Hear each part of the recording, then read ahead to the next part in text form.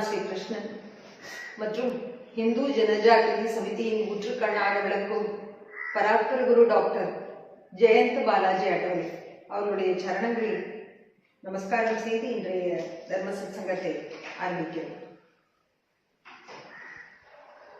நம்ம கடந்த 2 நாட்களாக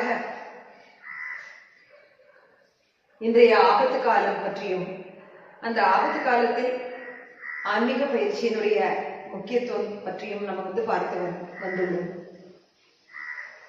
இன்றைக்கு நம்ம பாரதத்தை உலக குரு வாக்குவதில் ஆன்மீகத்தினுடைய பங்கு என்ன, இன்னும் பல விஷயங்களை நம்ம இன்றைக்கு தெரிந்து கொள்ளப் போகிறோம்.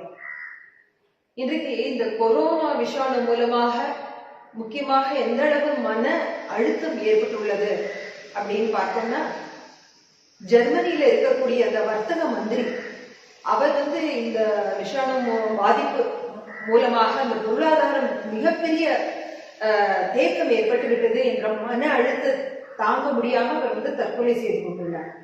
அந்த அளவு அவ்வளவு தீவிரமான மன அழுத்தத்துக்கு அது காரணமாயிருக்கு. அதோட இன்னொன்று இந்தியன் சைக்கியாட்ரி சொசைட்டி அவங்க தங்களுடைய அறிக்கையில என்ன சொல்லியிருக்காங்க அப்படின்னா, இன்றைக்கு சாதாரணமா எல்லாருடைய அந்த மன அழுத்தம், மக்களுடைய மன அழுத்தம் 20% அதிகமாக உள்ளது அப்படின்னு அவர்களுடைய அறிவிக்கையில தெரிவித்திருக்காங்க. இதற்கு இன்னும் மருந்து கண்டுபிடிக்கப்படாத இந்த நிலையில இந்த மன அழுத்தம் எல்லாருக்கும் ஏற்படுறது ரொம்ப சகஜம்தான். அப்ப இந்த மாதிரியான சமயத்தில் நாம் இயற்கையோடு இயைந்து உள்ள அந்த தெய்வீக சக்தியை, நம்முடைய சக்திக்கு அப்பாற்பட்ட அந்த பெரும் சக்தியை சரணடைவதை தவிர வேறு வழி இல்லை. இந்த சங்கடம் தூர விலகுவதற்கு சர்வ சாமானிய மனிதர்களாகிய நாம் சர்வ சக்திமானான அந்த இறைவனிடம் பூர்ண சரணாகதி செய்து அப்பொழுதுதான் அந்த மன அழுத்தம் நம்மிடமிருந்து விலக முடியும். இப்ப பல நாடுகள்ல டாக்டர்களாக இருக்கக்கூடியவர்கள் என்ன பண்றாங்கன்னா, தியானம், பலவித யோகாசனம், ஓம் ஜபம் போன்றவற்றில் அவர்கள் ஈடுபட்டு வருகிறார்கள். இந்த மன அழுத்தத்தை சமநிலைப்படுத்துவதற்காக அவர்கள் அமைதியை தேடி அந்த வழிகாட்டுதல் பாரதத்தை நோக்கி அவர்கள் எதிர்பார்த்து காத்திருக்கிறார்கள்.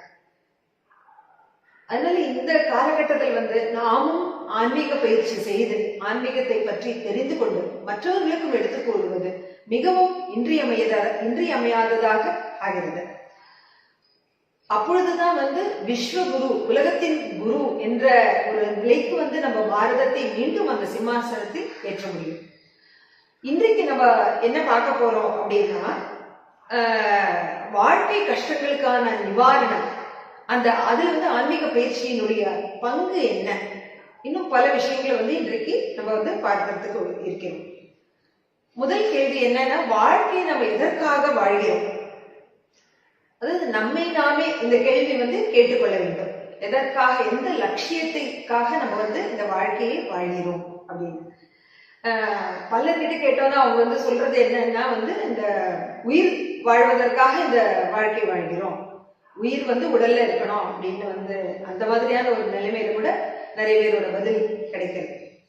நம்முடைய வாழ்க்கை பருவங்களை பார்த்தோம்னா, அந்த குழந்தை பருவத்திலிருந்து அந்த இளைஞ பருவம் வரைக்கும் நம்ம கல்வியில கல்வி கற்பதில்லை.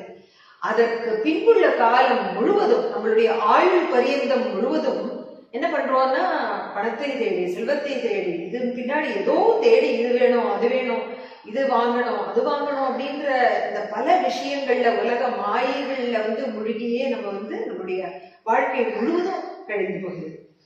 அதற்கப்புறம் இறுதியில இந்த மாதிரி நம்ம சாப்பிடுறோம், தூங்குறோம், வேலைக்கு போறோம், சேமிக்கிறோம், இதை வாங்குறோம், அதை வாங்குறோம், இதுலயே பண்ணி பண்ணி கடைசியில நமக்கு இறப்பும் நிகழ்வு. இந்த மாதிரி வாழ்வதுதான் வாழ்க்கையா? அது நம்ம சிந்தித்து பார்க்க வேண்டும். இப்ப ஒரு குழந்தை படிக்கிறான், படிக்கிற சமயத்துல அவன் படிக்காம எப்பவும் விளையாடிட்டே இருக்கான் அப்படின்னு வைங்க. அப்ப அதனுடைய பரிணாமம் எப்ப தெரியும்? அவன் பரீட்சையில ஃபெயில் ஆகும் பொழுதுதான் தெரியும். அதே போலதான் நம்ம வாழ்க்கை முழுவதும் நம்மளுடைய வாழ்க்கையினுடைய லட்சியம் என்ன, குறிக்கோள் என்ன, அதை பற்றி தெரிந்து கொள்ளாமலேயே நம்மளுடைய முழு வாழ்க்கையும் வீணடித்து விடுகிறோம். அப்ப அது வீணடிக்கிறது தானே, நம்ம வாழ்க்கையில் தோற்று போகிறோம் அப்படின்னு தானே அர்த்தம். அதனால வாழ்க்கையினுடைய லட்சியத்தை தெரிந்து கொள்ள வேண்டியது மிக மிக அவசியமாகிறது. இப்ப அந்த வாழ்க்கையுடைய லட்சியத்தை தெரிந்து கொள்வதற்கு நமக்கு மிகவும் உபயோகமாக உறுதுணையாக ஆதாரமாக விளங்குவது எது அப்படின்னா ஆன்மீகம், ஸ்பிரிச்சுவாலிட்டி.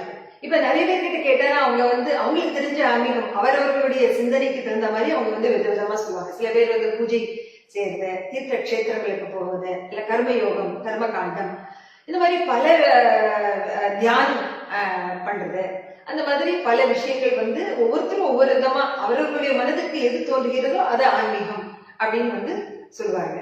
ஆனா உண்மையா ஆன்மீகம் என்பது அத்தியாத்மா அப்படின்ற அந்த சம்ஸ்கிருத வார்த்தையிலிருந்து வந்துள்ளது. அத்தியாத்மா அப்படின்னா அதி பிளஸ் ஆத்மா, அதாவது ஆத்மாவை தெரிந்து கொள்ள எது உதவி செய்கிறதோ அதுவே அத்தியாத்மா.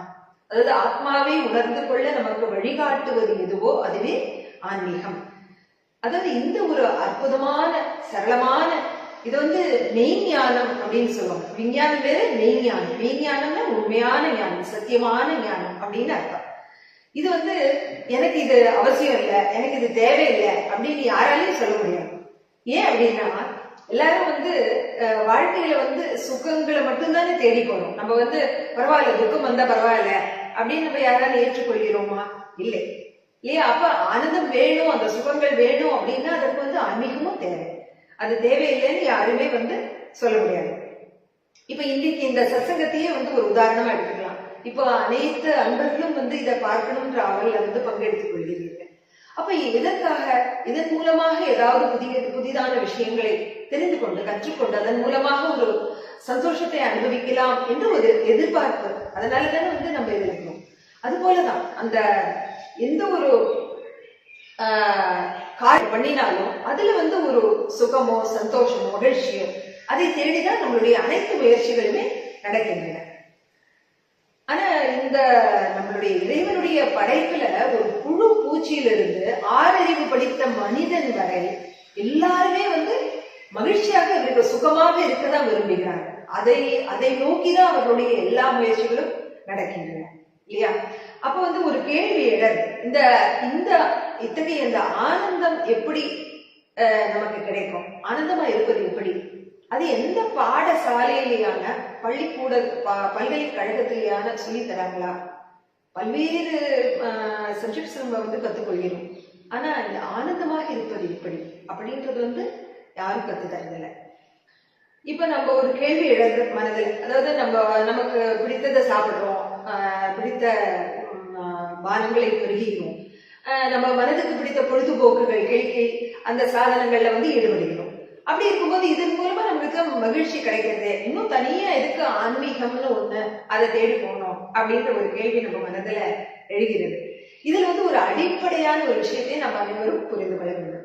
அதாவது நம்ம உலக விஷயங்கள்ல நமக்கு கிடைக்கக்கூடிய சுகம் என்பது வேறு, ஆன்மீகத்தின் மூலமாக நாம் அடையக்கூடிய ஆனந்தம் என்பது வேறு.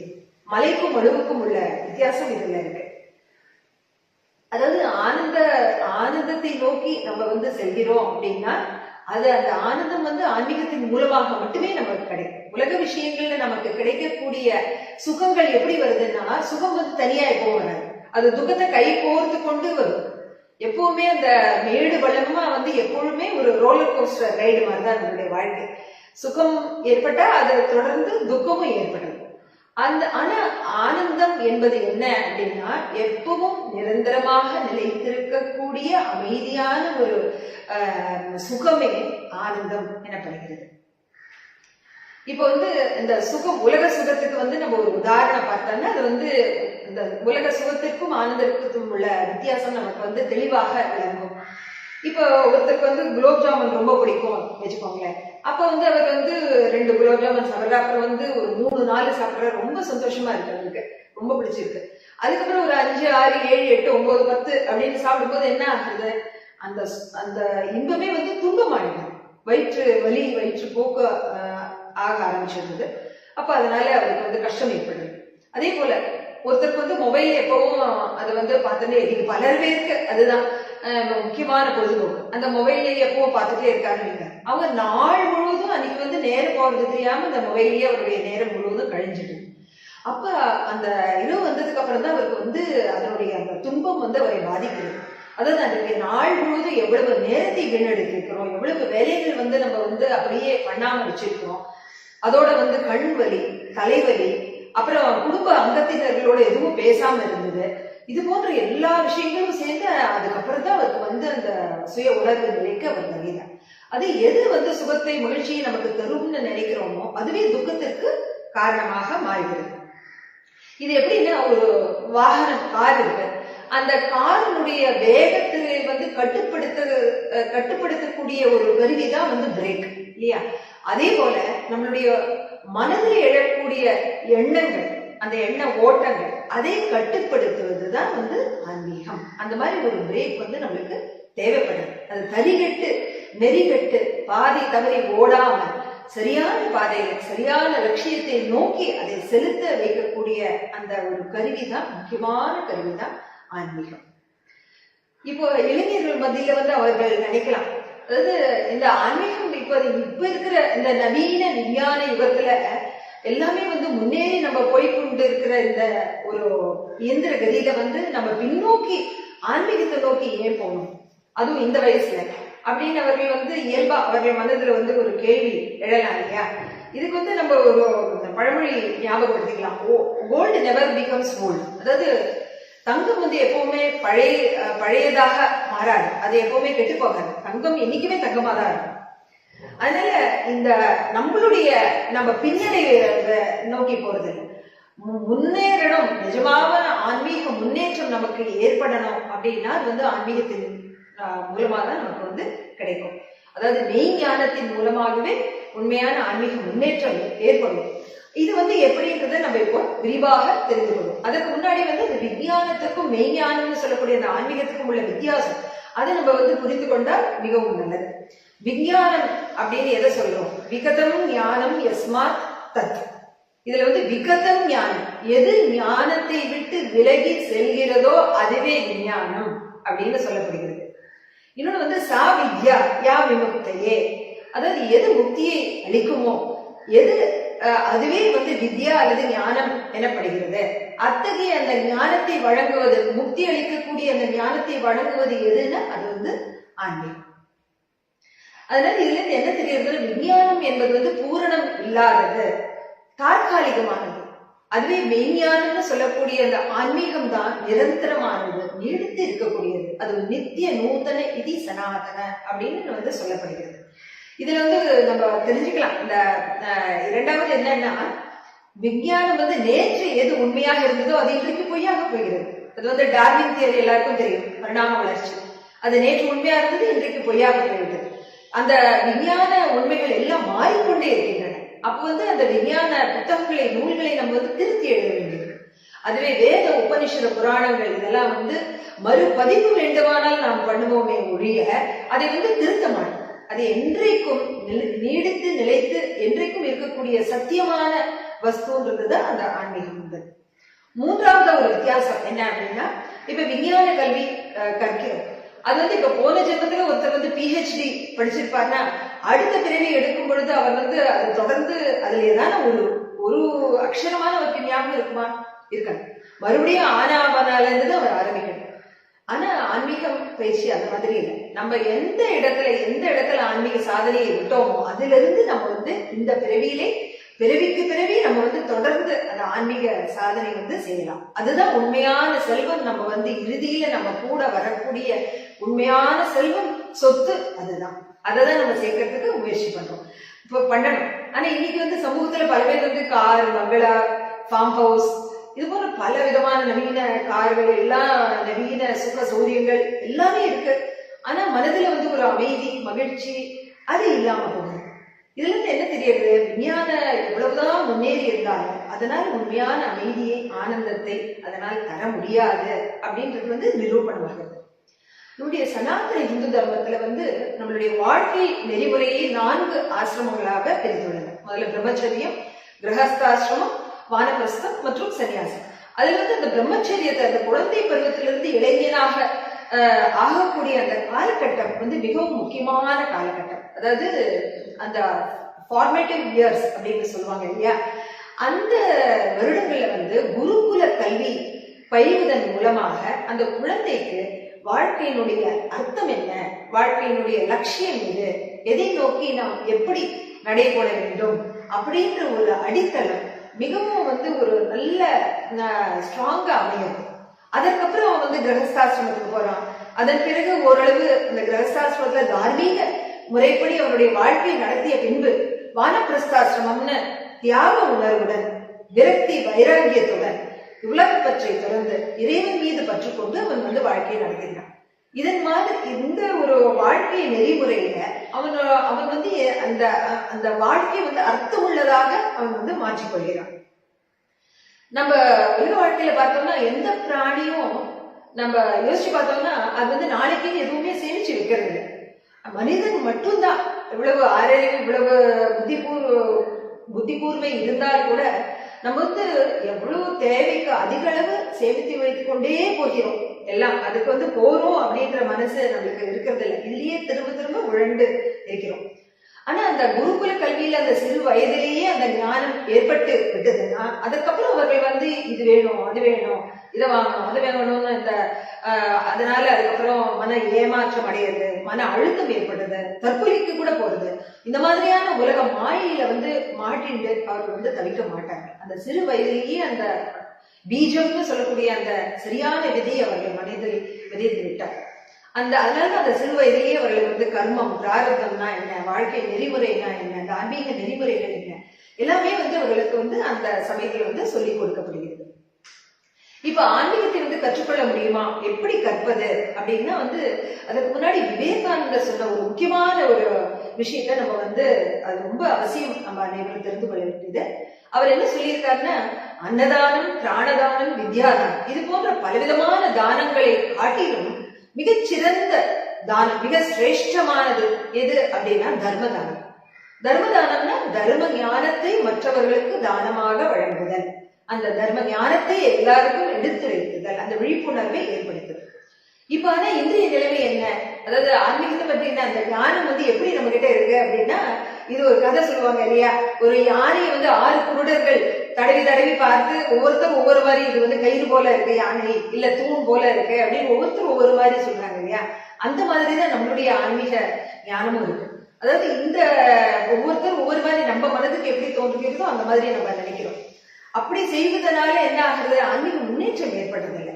ஏன் அப்படின்னா, அதாவது ஒவ்வொருத்தருடைய இயல்புக்கு, ஒவ்வொருடைய நிலைக்கு, ஒவ்வொருடைய ஆசிரமத்துக்கு ஏற்றபடி நமக்கு எந்த வழி ஏற்றதோ அதை செய்தால்தான் நம்மளுடைய ஆன்மீக முன்னேற்றம் ஏற்படும். அது நமக்கே தெரிவதில்லை. அதனால நம்மளுடைய வாழ்க்கையே வியர்த்தமாகி போகுது. அதனால வீணா நம்மளுடைய நிராசை ஏற்படுது. இந்த ஆன்மீக சாதனை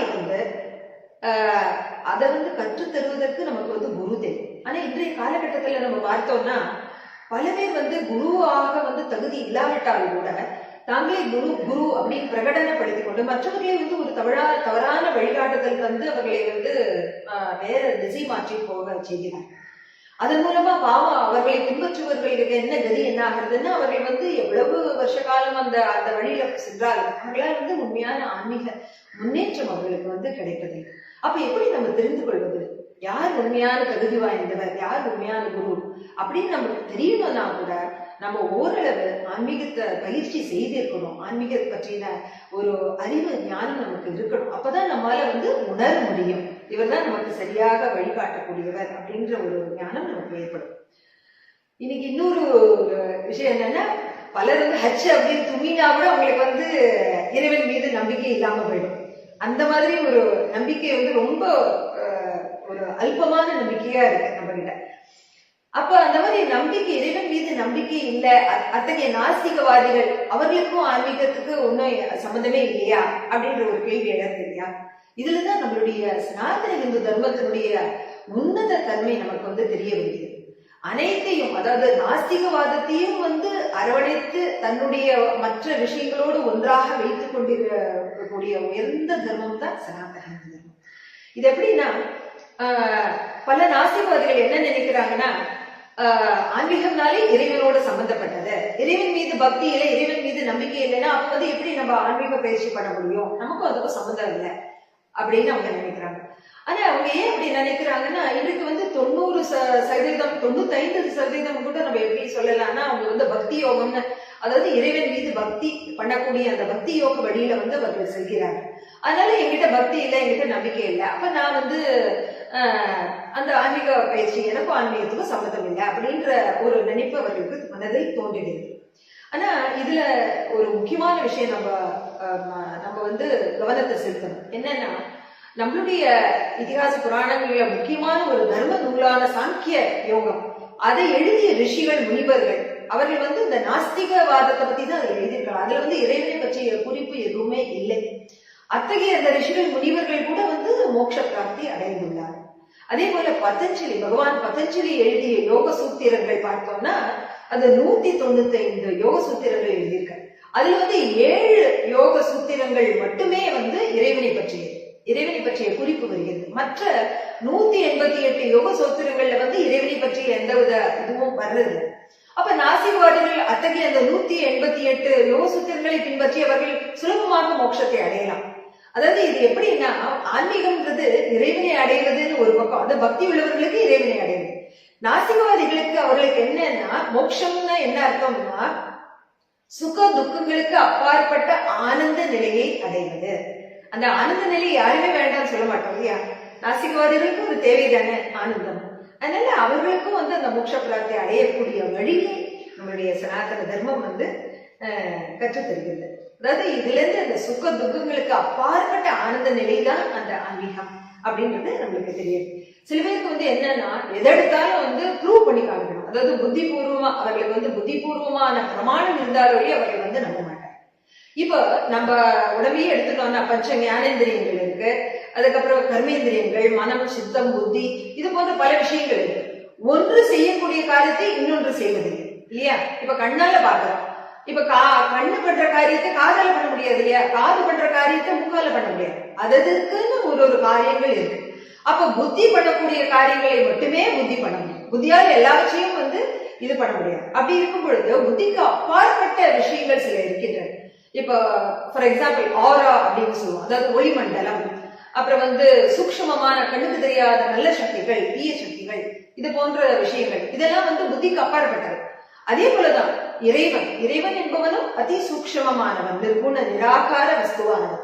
அப்பேற்பட்ட அந்த பரமாத்மாவும் புத்திக்கு அப்பாற்பட்டு விளங்குறவன். அவனை வந்து புத்திபூர்வமா நம்ம வந்து புரிந்து கொள்ள முடியல, அதனால இறைவனே இல்லை அப்படின்னு சொல்றது வந்து முட்டாள்தான்.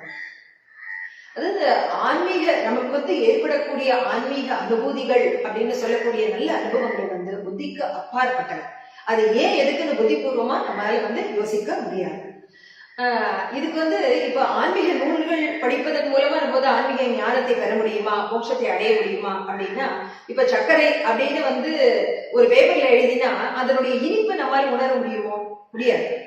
அதை வந்து நம்ம அனுபவபூர்வம் பிரத்யட்சமா வாயில அந்த சர்க்கரை துளியை போட்டு நம்ம வந்து அதை சுவைத்தாதான் அதனுடைய இனிப்பு நமக்கு வந்து அனுபவபூர்வமா உணர முடியும். அதே போலதான் ஆன்மீகத்துல எவ்வளவு நூல்கள் இருந்தாலும் அதை வெறும் படிக்கிறதோட வந்து அது படிப்பது வந்து 2% தான் முக்கியத்துவம். அதை செயல்முறைப்படுத்தும் பொழுதுதான் அதனுடைய அனுபவபூர்வமாக அந்த ஆன்மீகம்ன்றது அனுபவ சாஸ்திரம்.